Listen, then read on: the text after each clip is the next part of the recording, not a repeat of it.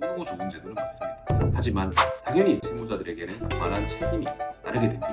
제가 마라톤의 페이스메이커가 돼서 도와드리겠습니다. 변호사님, 개인회생에 대해서 상담하시다 보면 이게 마치 비기질 마법처럼 없애주는 좋은 제도다, 뭐 이런 소문도 돌긴 하는데, 이런 분들이 생각한 것과 실제 현실이 똑같나요? 사실 정말 이 개인회생 제도는 너무너무 강력한 제도예요. 그리고 어떻게든 우리의 소득 내에서 감당 가능한 정도의 수준에서 공제금을 내고 나면 해결될 수 있는 새 출발의 기회를 가질 수 있는 너무너무 좋은 제도는 맞습니다. 하지만 당연히 채권자들은 희생이 되죠. 이자는 고사하고 원금도 다 회수하지 못하는 경우가 많습니다. 이렇게 채권자들의 희생을 담보해서 채무자들에게 새 출발의 기회를 주는 제도다 보니 당연히 채무자들에게는 그만한 책임이 따르게 됩니다. 그 부분을 간과하시는 분들이 많아서 어떤 것들을 신중히 생각하고 개인회생을 생각하셔야 되는지를 좀 짚어드릴게요. 일단 첫 번째, 법원이 정해둔 최저 생계비로만 생활을 해야 돼요.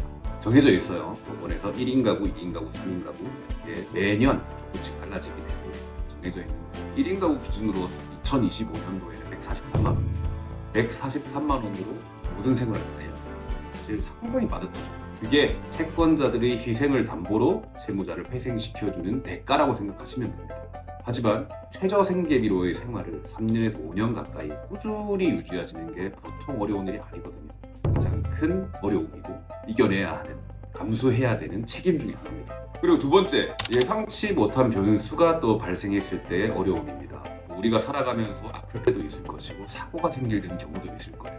그리고 가족들이 아픈 경우도 생길 거고, 그리고 다니고 있던 회사가 어려움에 처하는 경우도 있을 것이고, 그런 예상치 못한 변수가 생겼을 때 그래도 회생은 끝까지 면제를 이어나가야 면책까지 이루어질 수 있기 때문에 항상 도사리고 있는 이런 변수들도 생각하셔야 되는 일 중에 하나입니다. 그리고 개인 회생이라는 절차 자체가 그렇게 간단하지 않습니다. 그렇기 때문에 이제 전문가들의 도움을 받아야 되는 부분도 있지만 처음부터 서류의 접수, 서류에 대한 심사, 개시결정 이후에 채권자들의 이의신청, 여러 가지 일들이 어떻게 보면 굉장히 복잡한 절차라는 것도 미리 생각해 두셔야 될 책임 중에 하나입니다. 그리고 가장 중요한 제가 늘 강조를 드리는 건 폐지의 위험입니다.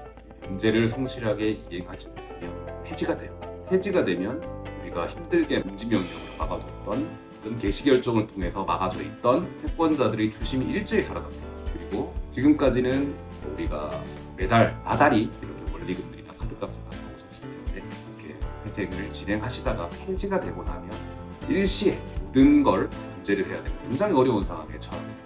그리고 또 폐지가 되고 나면 신청을 했을 때 기각 확률이 굉장히 높아요.